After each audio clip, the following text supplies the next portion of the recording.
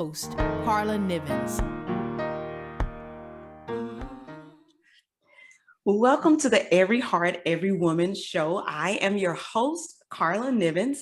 Our show is a program of Love Ministries, which is a 501c3 nonprofit organization. You can find out all of the great information about Love Ministries as you head to their website. Go to loveministriesbills.org. Also, head over to my website. Go to karlanivens.com. You can keep up with everything with me and the Every Heart, Every Woman show. Well, we are so excited to welcome back LeTitia Owens. LeTitia actually, I don't know if she remembers this, was our first guest when we started the Every Heart, Every Woman radio show. LeTitia Owens is also known as Tisha. She is a philanthropist who has a passion for people and is the CEO and founder of Where Are You Homeless Outreach in Dallas, Texas. She coaches individuals all over the world to serve and provide for the homeless and the less fortunate. Along with serving, she is no stranger to the microphone. No, she is not, as she is a professional host and national recording artist, where she captivates the audience with her bubbly personality and her infectious smile. She frequently speaks at various events and conferences on diverse topics relating to relationships, hospitality, and serving others. For over 20 years, Tisha has been a faithful member of Oak Cliff Bible Fellowship, where she leads praise and worship, and previously led the couples and singles ministry for several years. After many life lessons, the Lord restored marriage with her current husband, Jay Wayne, and their blended family of 4 and 2 grandchildren. Now that is a mouthful. Welcome, LeTitia Owens. Welcome back. Thank you so much. I'm so elated to be here with you today, Karla. Well, we are so elated that you are here. You are here back again. I want to jump in, first of all, asking you about your ministry. Where Are You Homeless Outreach? It is a 501c3 homeless outreach serving the less fortunate and unsheltered by giving resources provided by God through you. So give us an update on Where Are You Homeless Outreach? What's going on? Well, we are continuing to give back to the homeless and, of course, teach those about hospitality. We just finished doing 2 events back to back. We had a Homeless Father's Day event for the men, and then we did a shoe drive for the less fortunate just a week ago, which was amazing. So I am constantly making sure that we're teaching the community how not only can you give back to the homeless, but you can check on a neighbor. You know, people ask me all the time, how can I do this? And I always say, start with people around you, find out who needs something, or sometimes just leave a gift for someone that doesn't expect anything in return. Just start with those things. Yeah, that's wonderful. A lot of times we forget that, about the people right around us. That's right. That's very true. There are people everywhere who are really in need of some things and may not step up to say, I need can I borrow this? Can I have this? Yes. Yeah. Mm-hmm. You're right. Yeah, that's really good. And hospitality is one of your greatest strengths. You have a way of pulling everybody in and making everyone feel at home. I don't know if I've ever shared, I guess maybe I have, but I met you when we were traveling with Kirk Franklin. Yes. And you honestly have that about you. Like, we're on the bus, you are getting a hairbrush and making it a microphone. How that happens is like the magic, right? The hairbrush is now the microphone, or whatever. Mm-hmm. Is now the microphone. You go up and down the bus, interviewing people, just pulling people in, getting to know everybody, and pulling out the best of everybody. So what you're doing, and it just comes natural, doesn't it? Yes, it does. And that's the thing about it. When I learned about serving and giving back, even as a young person, what I always felt like, even in school, was I wanted to know this person, or I wanted to connect this person with another friend. So I was like, how can I do that? Well, the first thing I had learned in church was be kind. And so just going in and getting to know a person and being kind first, showing them that you see them and you want to get to know them, and that makes them feel comfortable. And so you have to practice that even with serving those that you don't know, the less fortunate as well. So I didn't realize that people just had a problem with sometimes being themselves. So you really have to teach sometimes hospitality to show them it's okay for you to smile, have the heart first before you even go in, because if the heart first has an issue or a concern, that's going to show when you come into a room. So I always say, release all those things or all the things that you have going on in your life. If you're going to go serve someone, try to put those things behind you for that period of time to give them your best you. And I've seen it work over the years. Yeah, that is great advice. That really is great advice. Thank you. I want to talk about your social media. Okay. Okay, so at LeTitia Owens, TITIAOWENS. If you are not following Mrs. LeTitia Owens, you need to follow her today.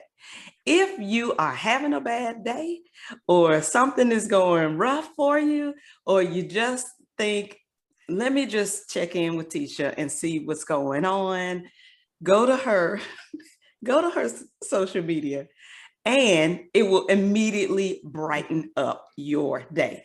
So the last one I saw was hashtag Miss Makeup Masterclass. Okay. Yes, ma'am. So, and I don't even know how to describe it to the listeners. You just have to go and look at it yourself. The makeup was all wrong. Yeah. It was all wrong. Everywhere. And you're doing all this funny stuff. And I was like, this is for the sake of laughing. Like I just needed this today because I guess I just needed to laugh today. So what is the story behind these videos? How do you come up with these sketches and these bits? And because they just have a life of their own. Well, it's so funny. They always say that when you have time, when you're sitting idle, sometimes things just come out of your mind sporadically. And so that's what happens with me. Like what happened with Miss Masterclass, I was on a Zoom call with my sisters. And it was actually I have 4 other sisters, but 3 of them were on the call with me. Okay. And they were just talking and talking, and I wasn't really saying anything. I was just kind of on the phone as they were communicating. And next thing I know, I grabbed a lip liner and I started just drawing around my lips. I just kind of started drawing around my lips. And then my sister started looking at me and they were like, "What are you doing?" And I said, "I'm just letting y'all have a conversation." And so as they were talking, so they got focused on me drawing my lips. And then it was something about that ignited me. And I just went for it. I said, "Ooh, I got to add some weeds to my eyebrows." And I started connecting the line across from one eyebrow to the next. And then I started drawing these lines as if grass was growing out of my eyebrows. And they were cracking up so hard. They were laughing so hard. And because I saw them laughing like that, that ignited me. I was like, "Oh, this is funny. I'm going live." It was just like that. I'm going live. I'm gonna let everybody see it.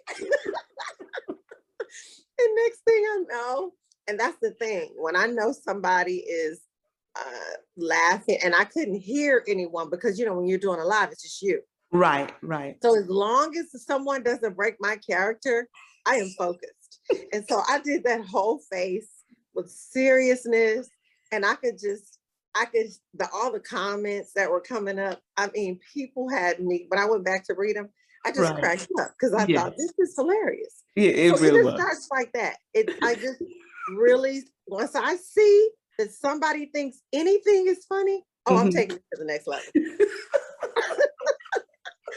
That's the way to describe it. It was next level. I was like, how did this start? Like, what? It was just that silly. I mean, literally drawing a liner past my lips. I mean, and I was saying, this is how you get an injected looking lip for free. And my sister said, this is the silliest thing I have ever seen. And that did it for me. Well, listen, thank you. I'm gonna call that following the spirit, because that's what the world needs right now, right? Yes, ma'am. And I love to make people laugh. So if I see that I can bring someone joy, I'm all about it. There you go. There you go. That is exactly what the world needs right now. So yes, thank you for following the spirit. Everybody, you all go to Tisha Owens, because you need this pick me up. I'm gonna tell you. Yes. Thank you. So Tisha, let's talk about your latest product, which is a book. Number one, congratulations. Thank you so much.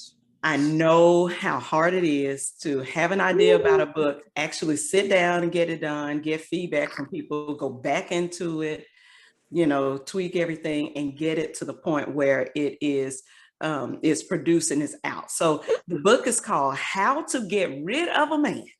Yes, ma'am. Look, How to Get Rid of a Man.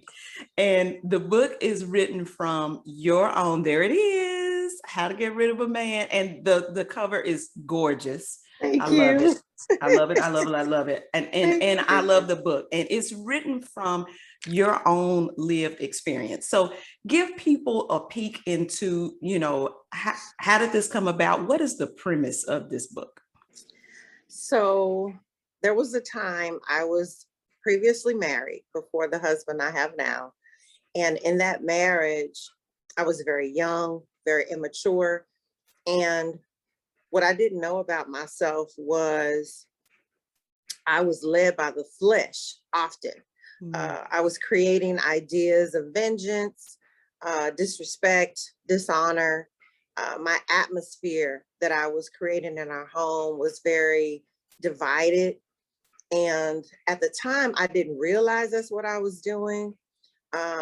It was just a whole game that I was playing throughout the marriage, thinking that if I did these things, this would work, but it did not. It brought a demise to the marriage. And so after going through that process, I specifically heard the Lord saying to me, and now you're going to tell everyone what you did. And I remember saying, no, I'm not. No, I can't tell everybody what I did. They're going to think I'm crazy, right? But the Lord just kept saying to me, you are going to tell everyone. And so it took years. It took years for me to share it. It took years for me to get the thoughts together, because it was so many things that was going on. We were married for 7 years, and he was a professional basketball player. I was in the entertainment business, and our worlds just collided on a regular basis. And so the book is basically educating women that if you follow this path, if you do these things, you can get rid of a man too. I'm not telling you to get rid of a man. I'm saying this is how you get rid of one. I'm not saying it in the way of I want you to get rid of one. I'm saying I want to prevent you from getting rid of one. But if you want to know how, follow this roadmap, the roadmap of, like I said, disrespect, lack of honor, using our mouth as a weapon. That's why the cover has the weapons coming out of my mouth, because my mouth was brutal at the time. And so, and then at the end of the book, I communicate the restoration, and that the Lord changing my heart and my mind and teaching me the right things to do. So then I turn around and tell the women as well, you can change, you can create a different environment. So I try to help them at the end as well. Man, yeah. I always say, when I'm sharing, thank God for Jesus. Well, I heard that growing up, because, Jesus has truly saved us. And so today is another day to live into that, to get better, to say, okay, I was wrong. I used to be truly wrong. And then going forward, this is what I'm going to do. And I'm going to follow a better example. Amen. I like that. So I looked up some of the reviews of your book. And so I'm sure you have too, but listen, I want the listeners to hear, the reviews have said this book is life-changing. it's emotional, couldn't put it down, that it's a beach read, all of those things. So it's getting really great reviews from readers. And I know that that is very, I know that has to be very satisfying to you as you have followed the Lord in this process and got, you know, and gotten this out. Was this difficult to follow the prompting of the Holy Spirit to be so honest? To the utmost, because, you know, I had a past, I had a severe past. And so to expose the sinful lifestyle that I was living and the sinful thoughts that I had in planning the wickedness, to expose that is very hard. But I felt, based on the Lord telling me to do it, it was going to help someone. And then when I do hear the reviews, it blesses me to know that, okay, Lord, this is what you wanted. This is what you saw that was going to happen once I shared my truth. And so I just encourage others, if there are things that are going on in your life and the Lord is telling you to share it, it doesn't necessarily have to be in a book, but if it's in a Bible study, or if it's in a group with other women, or just calling someone on the phone and just sharing, because sometimes transparency heals. That's what I know. The truth sets us free. Amen. I have been set free, and I know it came from the process of just being honest. So yes. Yeah, that is wonderful. So I know you recommend this book. The book is called How to Get Rid of a Man. So everyone look it up and check it out. You can look at it in Barnes and Noble, buy it. You have a website as well? I do. It's TitiaOwensBooks.com, TitiaOwens books, BOOKS.com, TitiaOwensBooks.com. You can order it there as well. And so this book, I would say, I think that everyone should read it. Do you feel like only females should read it? Or because sometimes the guys, I think they need to read it. So we need to know what we're looking for and what we're getting into, maybe before we say yes to something. And another thing for the men, the reason why I think men should read it is because I did share about my husband. I did share about the things that he had done. And so sometimes men don't know the consequences from the actions that they do as well. You know, even though it was about me, I shared how he and I both played a role. And this was the outcome of two people who were following the flesh and doing what they wanted to do, leaving God out of the picture. So I believe, if nothing else, not only will they get a chance to see what can cause demise in the relationship, but they can also see the role that they play or would prefer not to play in their relationship in order for it to be a good one. Yeah, that's good. So again, this book is recommended for everyone. Single people, married people, females, males. Go and get the book, and it really will help your outlook on marriage and what it means and what God has called us to be and how God has called us to treat each other and care for each other. You said it so well, Karla. I love it. I love it. Well, Tisha, but I know our time is getting short. Before we leave, we always like for someone to share like their leadership hack with us. What's your best advice for leaders? My leadership hack is this: 2 words: stay low. Stay low. That means walk in the spirit of humility. In other words, you are leading people. They are watching you. Never think too highly of yourself, because again, I have been in that position. I have experienced the opposite of staying low, and it doesn't get you anywhere. People are attracted to kindness, compassion. They want a strong leader, yes, but they want to know that you care. Yes. So stay low. Stay low. I love it. That's perfect. That's a perfect for us to end on. Well, everyone, I am your host, Karla Nivens, host of Every Heart, Every Woman radio show. Check us out at Karla Nivens Entertainment. LeTitia Owens, thank you so much for being a beautiful guest with us today. Thank you. sharing your heart and your life with us. We're going to close with just a little bit of LeTitia's music. Where are you? Everyone, I'm Karla Nivens. We'll see you back here next week.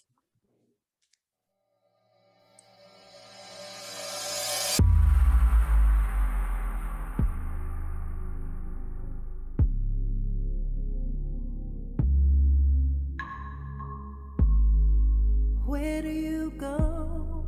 What are you gonna do? I know you're confused. How will you make it through? I know you feel so lonely as the tears fall down your face. Where is the love? Where is the grace that you've heard all about? I hear you asking me, where are you?